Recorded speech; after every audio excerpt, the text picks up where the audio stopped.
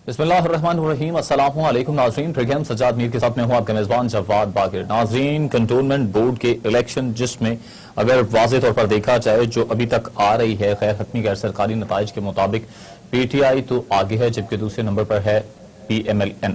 मगर अगर पंजाब देखा जाए तो वहां पर पीपल्स पार्टी बिल्कुल खाली हो गई और खाली हाथी यानी कि घर को चली गई। कंटोनमेंट इंतखाबात में खासतौर पर आजाद उम्मीदवारों की एक बड़ी तादाद ने मैदान मार लिया है।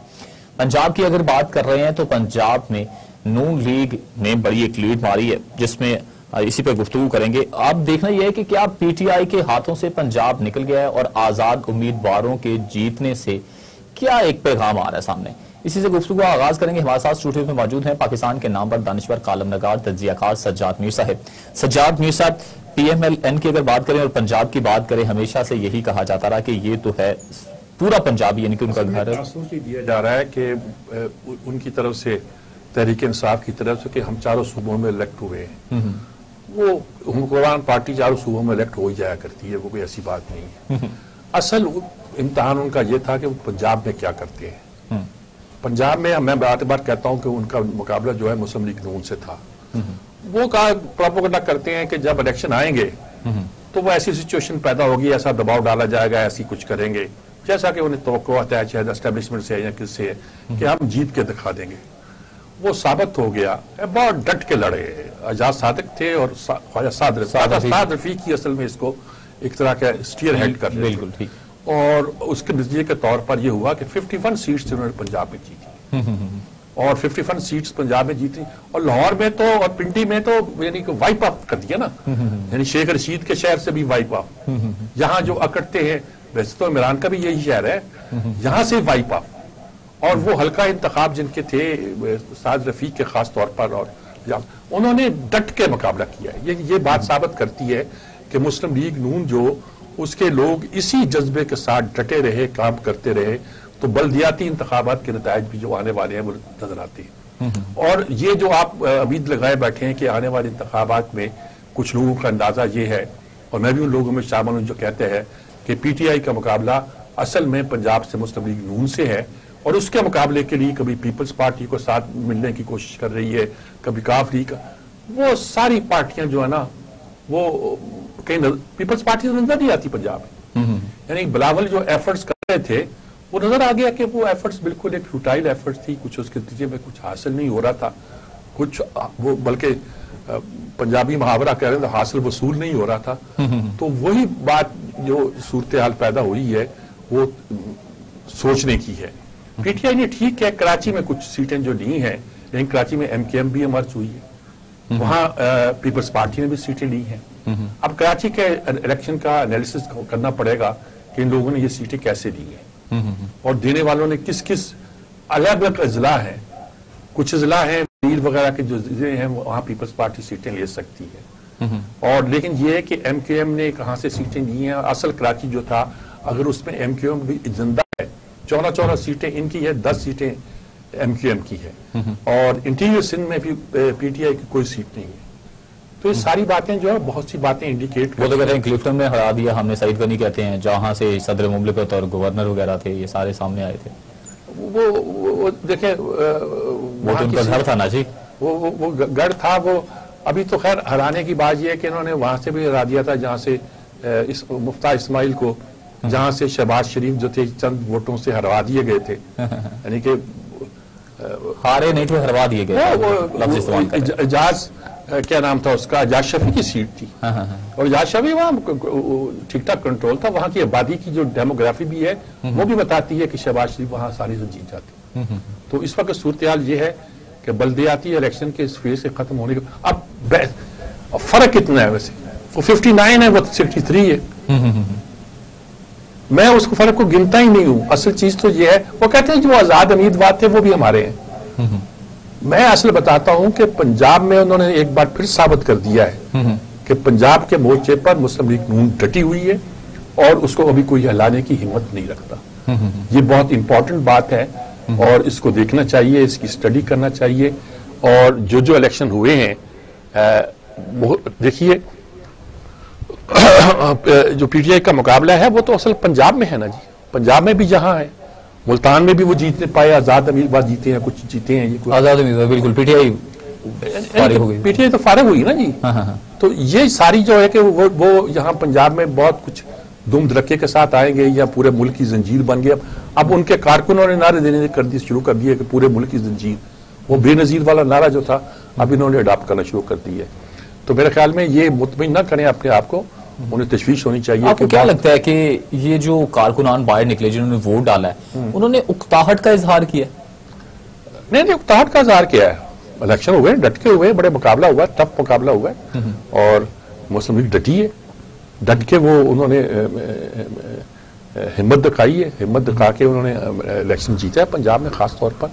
और अब ये कहा जाए कि पंजाब में ठीक है वहां धांधली हुई, ये तो मैं नहीं कह सकता बिल्कुल क्या हुआ, लेकिन ये है अब दो चीज वाज़ेह है ना, एक तो रिलीफ पे वोट पड़ता है, इंफ्रास्ट्रक्चर पे वोट पड़ता है, या जो फैसिलिटेट आप करते हैं आवाम को उस पे वोट पड़ता है, महंगाई पे पड़ता है। अब वो नहीं, मैं आपको कह रहा हूं बेरोजगारी पे पड़ता है। अब यही तो चीज है ना, या इंफ्रास्ट्रक्चर पे ये चीजें तो नहीं दे पाई, रिलीफ तो नहीं दे पाए, तो फिर बयानिए पे वोट पड़ा मुस्लिम लीग। आपने आईजी बदल दिया, 7 बदल दिया, 7वां आ गई, और 6 शायद चीफ सेक्रेटरी बदल दिए, 5 वो बदल दिए, 6 आ गई। हाँ, तो ये सारे बदलने के बाद आपने क्या, आपका मतलब आप शेखी हैं। आप डिप्टी कमिश्नर हर जगह बदलते हैं, कमिश्नर हर जगह बदलते हैं, पता नहीं चलता क्यों बदल रहे हैं, किसके कहने पर बदल रहे हैं, नए आने वाले ने क्या करना है, क्या करेगा, किसी को कुछ पता ही नहीं। ये सारी सूरत जो है लोगों के सामने, महंगाई जो है मुंह चढ़ा रही है। गंदम जहां इस मुल्क में महंगी हो जाए, चीनी महंगी हो जाए, आपका चीनी महंगी होगी ना, गन्ने की कीमत बढ़ गई थी, उससे किसान को, काश्तकार को फायदा पहुंचा। भाई क्या फायदा पहुंचा? आपने 200 रुपए मुकर्रर की थी, अगर काश्तकार ने 250 रुपए की बेची है या 350 की बेची है, तो आपको शर्म आनी चाहिए। आपको शर्म आनी चाहिए। या तो शर्म इस बात पे आए कि आपने कीमत मुकर्रर की थी, या इस बात पे आनी चाहिए कि जो कीमत मुकर्रर की गई थी उससे ज्यादा ब्लैक हुई है गंदा, और ब्लैक होने के किसान को क्या फायदा? किसान खाद की कीमत बढ़ गई, पानी की कीमत बढ़ गई, बिजली की कीमत बढ़ गई, बीज की कीमत बढ़ गई, किसान को तो किसी चीज का फायदा ही नहीं है। उसके अखराजात बढ़ गए। गंदम जो आपने कहा जी हमने तो पहले 1200 थी, हमने 1800 कर दी, अरे भाई 1600 खैर पीछे भी, क्या क्या क्या मेरा किसान को?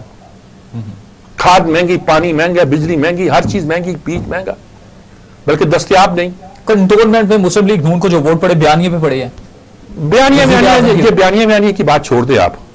बयानिया मुस्लिम लीग नून को वोट पड़ा है, नवाज शरीफ को वोट पड़ा नहीं जी, नवाज शरीफ को ही पड़ा है, और जो जहां शहबाज शरीफ ने मेहनत की है उसको ही पड़ा है। देखे ना, ये शहर चल रहा है, कोई सुबह चल रहा है, लॉ एंड ऑर्डर खराब है, आप सिर्फ लोग अपने बदलते क्या। एक बंदा जो है इसको नहीं पता सुबह में यहां हूं शाम को नहीं होगा, वो क्या एडमिनिस्ट्रेशन करेगा, क्या पुलिस का निजाम जो है चलेगा? सारी चीजें जो हैं वो आपने सत्यानाश कर दिया उसका। तो पीटीआई के हाथ से निकल गया पंजाब, यानी कि अब वो हाथ से निकल गया, उसके हाथ में था कब? मतलब ये है, कहने की है कि मुस्लिम लीग ने साबित कर दिया पंजाब उसी के हाथ में था और उसी के हाथ में है, और अब ये कहते हैं वो कि उसी हाथ पे रहेगा, वो ये कहते हैं। मैं ये मगर एक तरफ आप इत्तेहाद की बात भी करते हैं, मुस्लिम लीग नून, काफ लीग और वो दूसरे का कोई काफ से इत्तेहाद नहीं होना। काफ से क्यों इत्तेहाद होना है? काफ का इत्तेहाद शायद पीपल्स पार्टी से होने की कोशिश करें या पीटीआई से हो, मुस्लिम लीग नून से क्यों इत्तेहाद करेंगे? वो मुस्लिम लीग नून नहीं करेगी अब उनके साथ इत्तेहाद, वो उनकी और ब्रांड हो गई है, इनकी ब्रांड बदल गई ना जी। अब ये पैकिंग आप करके जो सिर्फ समझते हैं कि अंदर चीज एक है, अंदर चीज एक नहीं है, चीजें मुख्तलिफ है। अच्छा, जो आजाद उम्मीदवार इतनी बड़ी तादाद में जीते हैं, ये क्या पैगाम दे रहे हैं? वो जीता करते हैं बल्दियाती इलेक्शन में, आजाद उम्मीदवार बहुत से जीता करते हैं। इलाके के जो लोग होते हैं उनको आपकी पार्टी किसी वजह से टिकट नहीं देती, दूसरी पार्टी भी किसी वजह से टिकट नहीं देती, वो फोर्स होते हैं, वो जीत जाया करते हैं। यानी कि वो शख्सी वोट कौमी और सूबाई असेंबली के इलेक्शन में कम जीता करते हैं, लेकिन इसमें जीता करते हैं, तो कोई फर्क नहीं पड़ता। लेकिन ये है कि ये एक तरह की एक कुव्वत, इसमें जो डिटरमेंट थे ना वो जी कि हमने हर सूरत पंजाब की सीटें निकालनी है। ख्वाजा साद रफीक ने बड़ी जोरदार प्रेस कॉन्फ्रेंस की थी, उन्होंने कहा कि बाद आ जाओ आप बैठ के क्या कर रहे हो और लोगों को पैसे बांट रहे हो, इस तरह नहीं चलेगा काम। तो रिजल्ट क्या निकला सामने आ गया। सही है, मुझे ब्रेक पर जाना जी, ब्रेक से लौट कर आते हैं, गुफ्तगू आगे लेकर चलेंगे एक मुख्तसर से वक्फे के बाद।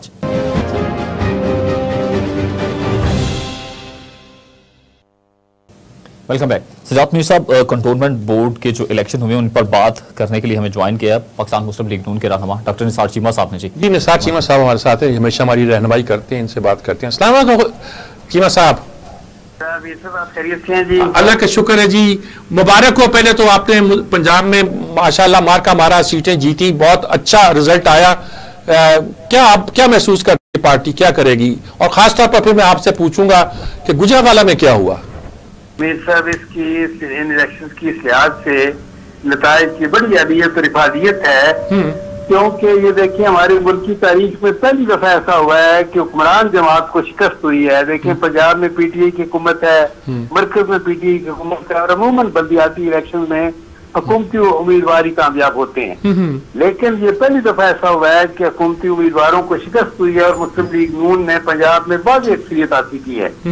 देखिए, और ये जो है इससे ये बिल्कुल साफ जाहिर होता है कि अवाम ने जिस तरह ये हुकूमत की पॉलिसीज को, हुकूमती टीम को, हुकूमती फैसलों को और उनके जो टीम के कप्तान हैं उनको किस तरह मुस्तरद किया है। बात यह है कि मुझे यकीन है भाई साहब कि जब भी इलेक्शन होंगे, अगर इसी तरह फ्री एंड फेयर इलेक्शन होंगे तो नताइज जो है वो बिल्कुल इसी तरह होंगे और मुस्लिम लीग वाज़ेह तौर पर जीतेगी। जहाँ तक आपने पूछा ये गुजरांवाला में क्या हुआ, देखें गुजरांवाला में सूरत ये हुई, हालांकि गुजरांवाला वो जिला है जहाँ पे 3 स्वीप हमने जनरल इलेक्शन में किया था। हुकूमती तमाम तरह के बावजूद जो मुख्तलिफ जो है वो लोगों के जायज नाजायज उसकी मुदाखलत के बावजूद हमने 3 स्वीप किया था। सारी की सारी 100% सीटें 6 नेशनल असेंबली की और 14 सूबाई असेंबली की सीटें हमने जीती थी। अब ये हुआ कि बदकिस्मती से उम्मीदवारों का जो इंतखाब था वो गलत हुआ। टिकटों की तकसीम जो थी वो जाती पसंद और नापसंद की बना पर कुछ लोगों ने दी की, जो जिनको जिम्मेदारी ये सौंपी गई थी क़यादत की जानिब से। और मैं समझता हूँ उनका एहसास होना चाहिए। जो पुराने मुस्लिम लीगी लोग थे, जाती लोग थे, उनको छोड़कर ये है कि कई ऐसे लोगों को टिकट दिए गए जिनका पार्टी के साथ उसका रियाती ताल्लुक नहीं था और वो जो है वो उन्होंने हार नहीं था। और कई ऐसे लोग जो जिनको नजरअंदाज किया गया, पुराने नजरियाती कारकुन, वो आजाद खड़े होकर उन्होंने इलेक्शन जीत लिया। अच्छा, तो ये जो है ये बिल्कुल, हाँ जी बिल्कुल बिल्कुल वाज़ेह तौर पर ये है कि ये देखें ये जो इमरान भट्ट है, इमरान चांद भट्ट, वो हमारे पुराने नजरियाती साथी थे। यूसुफ हमारे काशिफ हमारे पुराने नजरियाती साथी थे।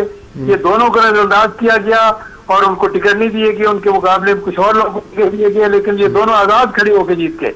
देखिए गुजारिश ये है कि टिकटों की तकसीम जो थी वो गलत हुई, गैर मुनसिफाना हुई और उसमें यह है कि जो लोग मुलव्वस थे, जिन्होंने ये गलत फैसले किए, मैं समझता हूँ कि क़यादत को चाहिए कि उनका इंसाफ करें। बिल्कुल ठीक बात है जी। तो अब इसके बाद बल्दियाती इलेक्शन भी अगर होंगे तो आप लोग तैयार हैं उसके लिए? बिल्कुल नेक्स्ट फेज तो वही है। तैयार है मीर साहब, जहाँ भी बल्दियाती इलेक्शन हो या जनरल इलेक्शन हो, जब भी यह है कि फ्री एंड फेयर इलेक्शन होंगे, अवाम को अपनी राय का आदाना उसके इजहार का मौका मिलेगा। मैं आपको यकीन दिलाता हूँ कि नताइज यही होंगे और मुस्लिम लीग नून पूरे मुल्क में स्वीप करेगी इंशाल्लाह। बहुत शुक्रिया आपका डॉक्टर निसार चीमा साहब, बहुत शुक्रिया आपका। आप हमेशा रहनुमाई करते हैं, आप भी आपने रहनुमाई की, बहुत शुक्रिया आपका। ये नक्शा है जी, ये सूरत हाल है और लोग बात नहीं करते गुजरांवाला की, मैंने ख़ास तौर पे करना चाहिए थी। और चूंकि इनका हल्का इंतखाब साथ ही है, वज़ीराबाद में है और ये कंटोनमेंट का इलाका एक छोटा इलाका है ना जी, ये वज़ीराबाद जाते हुए रास्ते में ही आता है, इनकी कॉन्स्टिट्यूंसी के करीब ही पड़ता होगा। उन्होंने ठीक कहा कि जो सीटों की तकसीम थी वो चनाचे आज़ाद खड़े होकर लोग जीत गए, तो अब मुस्लिम लीग को वहाँ कंसंट्रेट करना पड़ेगा पूरी गुजरांवाला डिवीज़न पर, जिसमें सियालकोट की वो सीट भी शामिल है जो ये हार गए थे। तो इस सारे चीज़ पे काम करना पड़ेगा। जीटी रोड पर ही नाम से ही मुस्लिम लीग जो है मशहूर होती है, ताना दिया जाता है, तो यहाँ इसको नहीं होना चाहिए। सही है। अगले मैं स्टोरी की जाने बढ़ूंगा जहाँ पर मीडिया डेवलपमेंट अथॉरिटी के खिलाफ सहाफ़ियों का दूसरे रोज भी धरना रहा। उसके बाद पार्लियामेंट का मुश्तरका इजलास हुआ, बड़ा शोर शराबा भी हुआ। वो राहदारियों पे, जो पार्लियामेंट की राहदारियों पर सहाफ़ियों ने एहतजाज किया, वहां पर बैठे रहे। क्या देख रहे हैं कि जी, बल्कि कंटोनमेंट की बात कर रही थी तो हमें ज्वाइन किया पाकिस्तान मुस्लिम लीग नून के रहनुमा साद रफीक साहब ने। जी ख्वाजा साद रफीक साहब तो इस पूरे इलेक्शन की जान है जी। लाहौर में जो कुछ किया है वो उन्होंने स्टीयर हेड किया है और माशाल्लाह वैसे ही बड़े डैशिंग लीडर हैं ये, और इन्होंने काम दिखाया, बिल्कुल साबित कर दिया कि ये इसके अहल भी हैं। अस्सलाम वालेकुम ख्वाजा साहब। वालेकुम सलाम जी। बहुत शुक्रिया आपका जी। हम बस अब आपसे यही पूछना चाहते हैं, माशाल्लाह इलेक्शन तो आपने जीता और सारा लाहौर, क्या क्या महसूस कर रहे हैं आप? हम तो पंजाब तो बुरका गेन किया सवाई गुजरावाला डिवीजन के, जो वहां एक सेटबैक हुआ डिवीजन के नहीं बल्कि शहर में। तो ये लाहौर का खास तौर पर कैसे अपने इसको? बहुत शुक्रिया मीर साहब, ये अल्लाह ताला का फजल दे पाया है। टीम वर्क हमारा PMLN का वोट मौजूद है, हर जगह मौजूद है। उसे अपनी पार्टी के वोट को कलेक्ट करना और उसको ट्रांसफॉर्म करना कि वो वोट पड़ जाए और वो बैलेट बक्स तक पहुंच जाए और फिर बैलेट बक्स से काउंटिंग तक चला जाए। क्योंकि आपको पता है दस्का की धुन उतर आती है तो फिर वो वोट है वो गायब हो जाते हैं। तो ये लोगों ने और सियासी कारकुनों ने बड़ी मेहनत की है, लोगों ने साथ दिया है अल्लाह ताला के फजल से। और जो PMLN की खिदमात है, जो काम किए गए हैं, वो लोगों ने उसका मैं समझता हूँ रिवॉर्ड किया है मुस्लिम लीग लोन को। और ये आपको बताना चलूँ कि 2015 में जब ये इलेक्शन हुए थे हमारी हुकूमत थी, तब हमने 10 में से 9 सीटें जीती थी वाल्टन में, और हम 9 में से 9 जीत गए हैं। 10वीं का इलेक्शन ही हुआ, वो भी हमारी सीट है।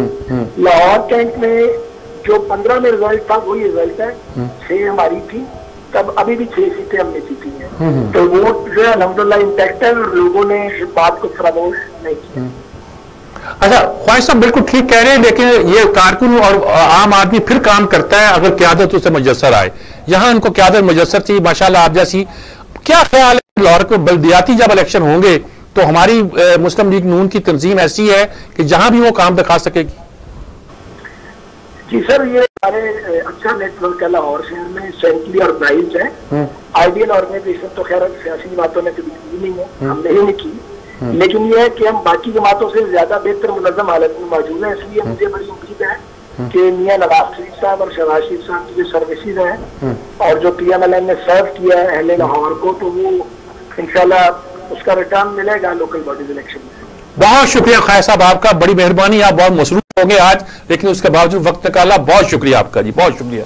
इन्होंने बिल्कुल बहुत ठीक बात की है जी। ये कोई बहुत बड़ी बात नहीं थी जिस पर मैं ख्वाहिश साद रफीक साहब को ज़हमत देता, लेकिन ये है कि क्रेडिट गोज टू हिम।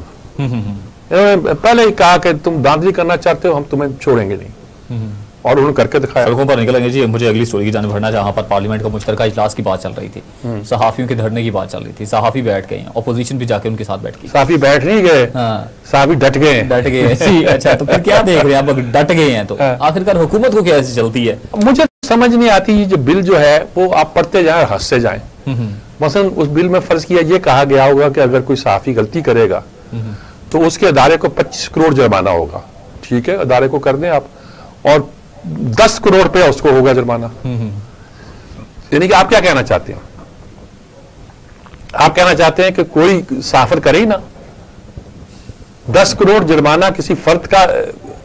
भाई यहां तो आप कर दें कि जो जितना इनकम टैक्स पे करता है उसके साल की तनख्वाह जब्त कर ली जाएगी, तो भी बात समझ आती है।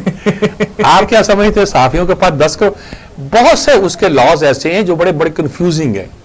आप प्रिंट मीडिया को, डिजिटल मीडिया को, आप इलेक्ट्रॉनिक मीडिया को, सारे मीडिया को एक करना चाहते हैं। असल में हमारी जो एस्टेब्लिशमेंट है खास तौर पर वो डरी हुई है डिजिटल मीडिया से। वो इसको 5th जनरेशन वार कह रही है। वो इसको लोग इसको ये कह रहे हैं कि एक तरह का पूरी कैंपेन बनती है इसको जो काबू नहीं आती। इमरान खान खुद कहता था कि भी अगर सोशल मीडिया के खिलाफ आप लड़ना चाहें, पाबंदी लगाना चाहें, आप लगा नहीं सकते। बेवकूफ होगा जो ये करेगा। अच्छा, मीडिया पर इमरान आया मीडिया के जोर पर है, अब उसे पाबंदी लगाना चाहता है।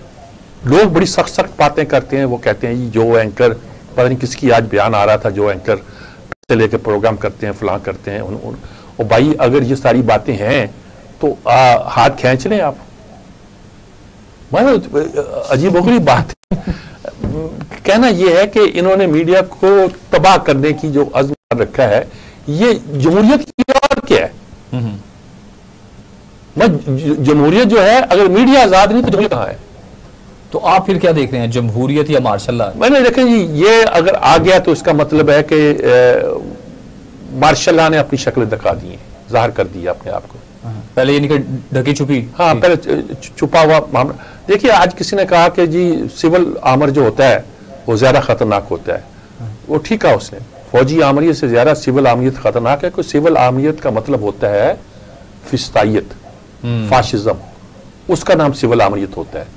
और उसके तहत सिर्फ यही नहीं है कि सारी फोर्सेस जो होती हैं वो उसके अंडर होती हैं। इनके अंडर तो इतनी नहीं है, ये आमर बनते हैं लेकिन ये भी प्रॉक्सी आमर है, ये पता नहीं किसको सर्व कर रहे हैं किसको नहीं कर रहे।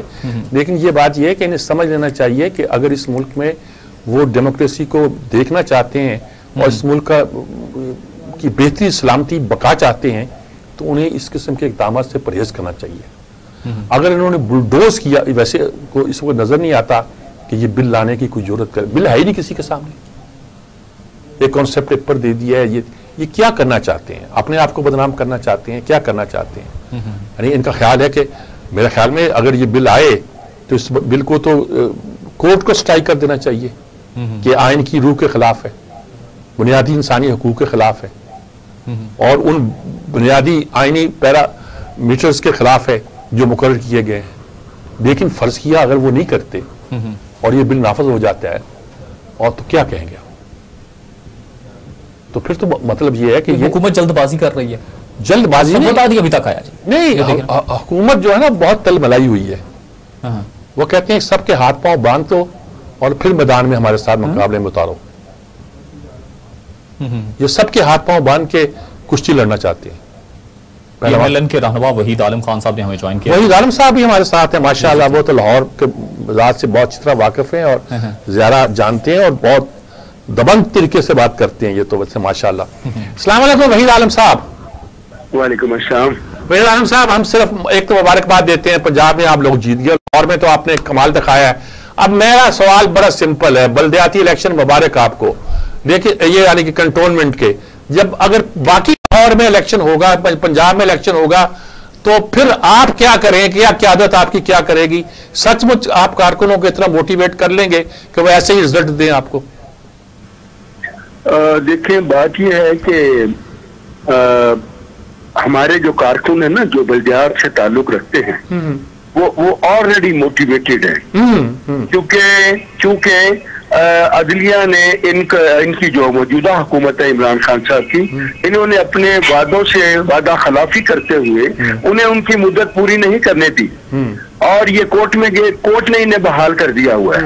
और वो उसी तगदो में है कि किसी तरह हुकूमत वक्त जो है उसको ये बात समझ आ जाए कि बल्दियाती इंतखाबात कितने जरूरी होते हैं।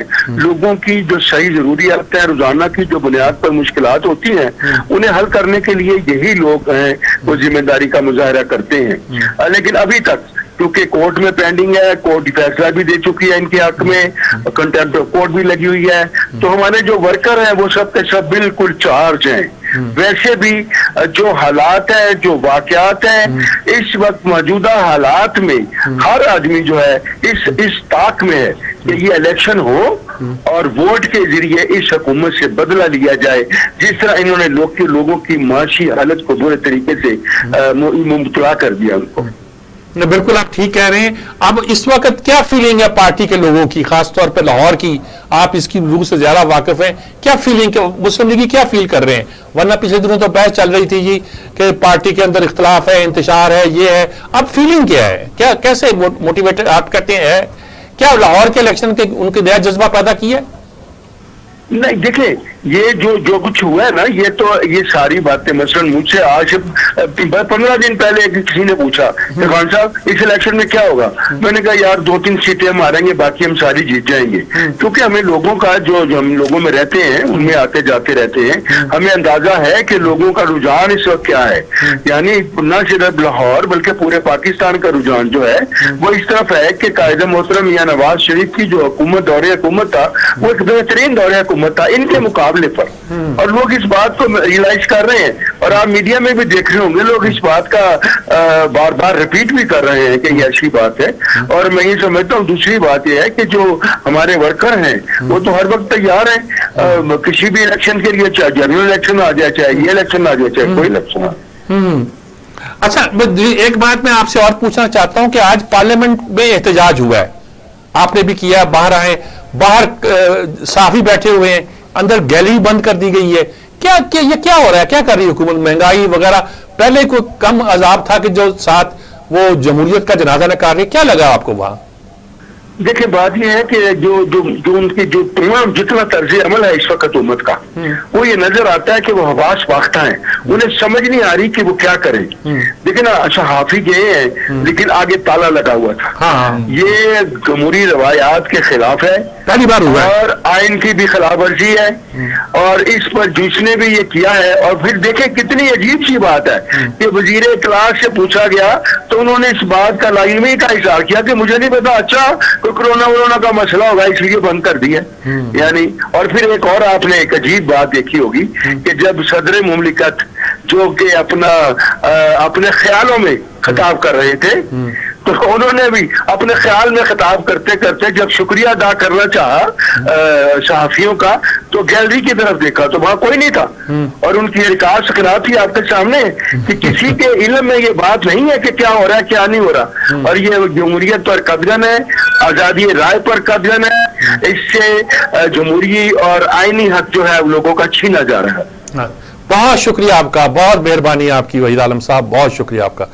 बिल्कुल ठीक कह रहे हैं। आज असद कैसर जो थे वो प्रोग्राम देख रहे थे मुजीब शामी साहब का, तो उन्होंने ऑन एयर आ गए उसी वक्त आगे बाद उन्होंने वजाहत की और बताया, उन्होंने यही कि लगाया तो उन्होंने, लेकिन उन्होंने कहा जी कि मेरी अंडरस्टैंडिंग हो गई थी जर्नलिस्टों के साथ कि यहाँ एहतजाज करेंगे और कुछ नहीं करेंगे। तो लेकिन बाद में उन्हीं लोगों ने मुझे फ़ोन करके कहा कि भाई हम गारंटी नहीं देते, कुछ गड़बड़ हो सकती है वहाँ प्रोग्राम।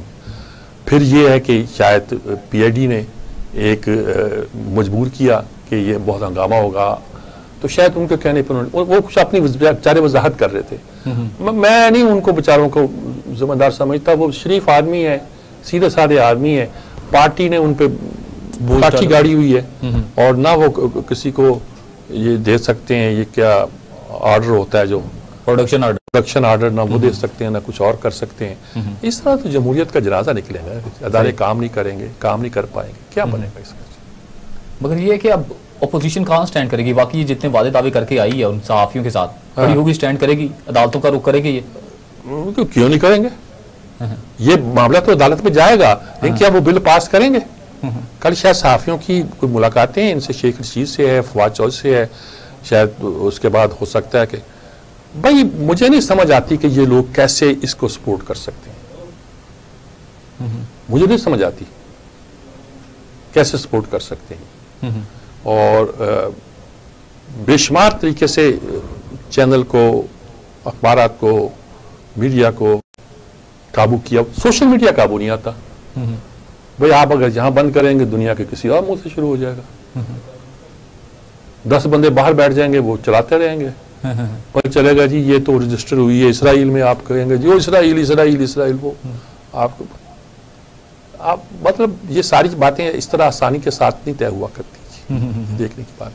हमें जी ब्रेक पर भी जाना है, अगर उससे पहले आपको बताएं कि ओन शराजी साहब लाइन पर, जी ओन शराजी साहब मुमताज सहाफी तज्जियाकार, उन्होंने हमें ज्वाइन किया जी। ओन शराजी साहब मौजूद थे जी। अस्सलाम वालेकुम ओन शराजी साहब। जी वालेकुम सलाम सजाद मीर साहब। शाहिद साहब क्या सूरत हाल है? आप तो सब देखा है, क्या हुआ वहां, सारा नक्शा क्या है? मैं चाहता था कोई ऐसा बयान करे जिसको बाखबर हो, तो सोचा कि आपसे ही कुछ ज़हमत दें। क्या क्या नक्शा था, क्या हुआ सारा? अच्छा, बड़ा अजीबोगरीब किस्म का नक्शा था। शायद फवाद चौधरी साहब जो मुशर्रफ दौर में भी उनके साथ रहे और अब भी वो शायद यही समझ रहे हैं कि कोई आमराना दौर है और आमराना इक़दाम उठाए जा रहे हैं साथियों के खिलाफ। तो एक तरफ तो ये था कि साथियों की एक बड़ी तादाद जो थी वो पार्लियामेंट हाउस के बाहर थी, तो दूसरी जानब ये हमेशा से होता आ रहा है कि जब भी जॉइंट सेशन होता है तो बाकायदा तौर पे जो रेगुलर साथी पार्लियामेंट कवर करते हैं उनको कार्ड्स जारी किए जाते हैं।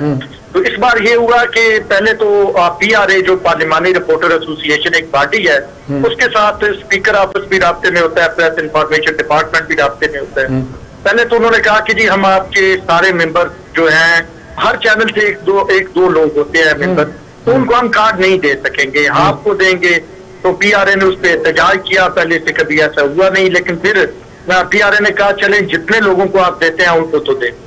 और फिर उसके बाद जब कार्ड्स देने की बारी आई तो इंतहाई कम कार्ड दिए गए। इवन ये किया गया कि एक चैनल के क्राइम रिपोर्टर के नाम का कार्ड जो है वो जारी किया गया और पार्लिमानी रिपोर्टर का नहीं किया गया, क्योंकि क्राइम रिपोर्टर ने आना नहीं और वो कार्रवाई भी डाल जाए। तो जब सहाफी पहुंचे तो होता यह है कि जब भी कोई सेशन होता है तो 1 घंटा पहले जो है वो पार्लियामेंट की जो गैलरी है, आप तो आते रहे, आपने किया हुआ है, तो पार्लियामेंट की गैलरी 1 घंटा पहले खोल दी जाती है। तो 1 घंटा पहले तक तो हमें यही था कि जी चले ये पार्लियामेंट की गैलरी खोल देंगे। फिर हमें अपने सोर्सेज से पता चलना शुरू हुआ कि आज तो इनका मूड है कि पार्लियामेंट की गैलरी खोलेगी।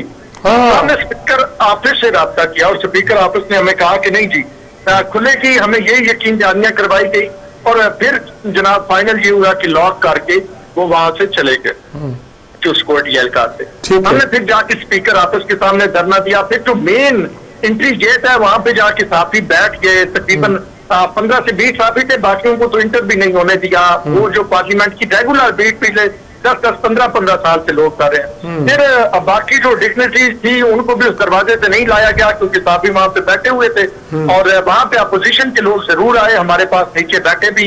रेड कारपेट है वो जिसपे जो है आगे जो लगी हुई है लिफ्ट वहां तक जाते हैं। तो ये सूरत हाल थी। अजीबो गरीब इस तरह तो अमराना दौर में भी नहीं हुआ। मुशर्रफ दौर में हम कवर करते रहे हैं पार्लियामेंट, मुशर्रफ दौर में भी प्रेस कैदी को आप ब्लॉक कर ही नहीं सकते। प्रेस कैदी से फिर आगे सजाब नहीं था तो आपके देखने वालों के लिए। आपको तो मालूम है एक आगे जो है दरवाजा है जो आगे गैलरी में जाता है पार्लियामेंट की, जहाँ पे मीडिया के लोग बैठते हैं। ठीक है, वो दरवाजे से इंटर ना होने दे, लेकिन प्रेस कैदी ये तो मतलब आमराना तौर में भी था। बिल्कुल ठीक बात है जी। तो अब क्या एहतजाज जारी रहेगा, क्या इरादा है हमारे भाइयों का, साफी दोस्तों का? इसमें ये जो एहतजाज था ये RIU के जेरे तमाम था। PFUJ और इलाकाई जितने जो यूजेज थी और उसके साथ साथ जो प्रेस क्लब्स थे वो इसमें शामिल थे। उसमें जो न्यूज डायरेक्टर न्यूज है उनकी तंजीम, PBA, PFUJ। तो हमने ये सदर के जो मुश्तरका इजलास किताब था उसके लिए ये ऑर्गेनाइज किया था। अच्छा। अब वो धरना खत्म हो चुका है। 15, 16 और 17 तारीख तो जो है FEC का जो इजलास हो रहा है PFUJ का लाहौर में ही आपके पास हो रहा है। तो उसके बाद फिर अपनी लाए अमल का ऐलान किया जाएगा। क्वेटा से एक जो है लॉन्ग मार्च शुरू किया जाएगा, कब शुरू किया जाएगा वो तय किया जाएगा और फिर हम पार्लियामेंट के सामने जब आएंगे तो फिर जब तक हमारे मुतालबात मंजूर नहीं होंगे तब तक तो पार्लियामेंट से नहीं उठेंगे। ये जो प्रोटेस्ट था ये सिर्फ जॉइंट सेशन के वक्त का सदर की तकरीर के लिए था। बिल्कुल ठीक, बहुत शुक्रिया आपका जी, बहुत शुक्रिया आपका स्टाइल साहब, बहुत शुक्रिया आपका। सारा गंद डाला हुआ यार हमने हर मुख्तलिफ लोगों को। आज मुस्लिम लीग हमारे यहाँ बड़े कम होते हैं आमतौर पर, आज सबको लिया हमने। भाई साद रफीक के ये सारा मार्का उसने मारा है। जो मार्का आने वाला है उसमें वहीद आलम भी इम्पोर्टेंट होंगे क्योंकि बाकी लाहौर है ना जी, ये ना समझे कंटोनमेंट में ही मुस्लिम लीग है। हमने गुजरांवाला के मसले पर खास तौर पर निसार साहब को भी दिया है और सारी सूरत हाल वाज़े की है। ये एक आदमी जो जर्नलिस्ट है जो वहाँ मौजूद है, ये सब कुछ देखा है, उससे हमने आपको सारी कहानी सुनाई। बिल्कुल, मुझे बिल्कुल खास तौर पर बड़ी अफसोसनाक खबर है रहीमुल्लाह यूसुफ साहब की, जो कि रहीमुल्लाह यूसुफ साहब हमारे उनसे राब्ता भी कई बार हुआ रहता था हमारे प्रोग्राम के। तो वो एक तरह के रेगुलर हमारे नाजरीन के लिए पार्टिसिपेंट, जब भी उनसे कहा उन्होंने कभी लैतुलाल से काम नहीं दिया। बिल्कुल, और मोहब्बत दिखाई और किया। अफगान इशू पर मैंने इससे बड़ी अथॉरिटी नहीं देखी। मैं सिर्फ कहता हूँ वो वेस्ट वाले अहमद रशीद को लेके आते थे, इधर हमारे बहुत से लोग हैं। अब मुझे अच्छा लगा सलीम साफ़ी ने जब उनको ट्रिब्यूट पेश किया और कहा कि हम तो उनसे रहनुमाई लेते थे। नहीं, जो लोग अब नामवर भी हैं यूसुफ से, मेरे ख्याल जब हम जलालाबाद जाना था, हमने समर खेल तक गए थे, यूसुफ भी हमारे साथ थे। ये बहुत ही सीधा, यानी कि इतना सादा आदमी और तजिए में कोई एंगरिंग इसकी नहीं है। यानी कि ये हर आदमी का कुछ ना कुछ नुक्ता नजर होता है, वो बयान करता है। ये जो सच्चाई है, जो रियलिटी है, उसको इस तरह बयान करते थे और इतनी खूबसूरती के साथ। मुल्ला उमर का, उसामा बिन लादेन, किससे इंटरव्यू इन्होंने की है। अफगानिस्तान के हर गुणों से इनके ताल्लुकात जानते थे, उसके बावजूद बड़ी humble person, very humble person. और जब आखिरी दिनों में ये हुए थे, ये फोन नहीं उठा रहे थे, तो हमें तशवीश हुई कि ये हो नहीं सकता, अल्लाह खैर करे।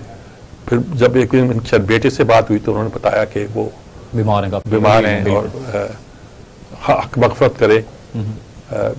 सहाफ़त की दुनिया के एक बहुत बड़ा साथी हमारा जो था वो चला गया।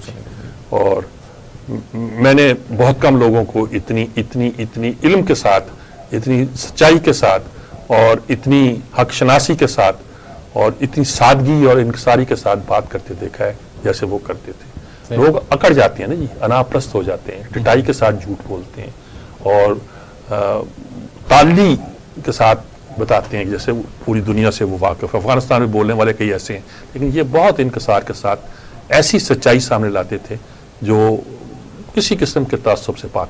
क्लोजिंग रिमार्क्स में सब आपसे यही है जी कि कल बल्दियाती इलेक्शन थे और दूसरा इशू ये था हमारा पार्लियामेंट का इजलास सारा, और यही चल रहा है जी। इन्होंने जर्नलिस्टों के एहतजाज को भी एक बड़ा एहतजाज बना दिया है। अल्लाह रहम करे, हुकूमत को कुछ अकल आए, वही बेहतर है। बहुत शुक्रिया मीर साहब आपका। प्रोग्राम का वक्त इसके साथ ही अपने इख्तिताम को पहुंचा। अपने मेज़बान जवाद बाकिर को दीजिएगा इजाज़त, अल्लाह के बाद।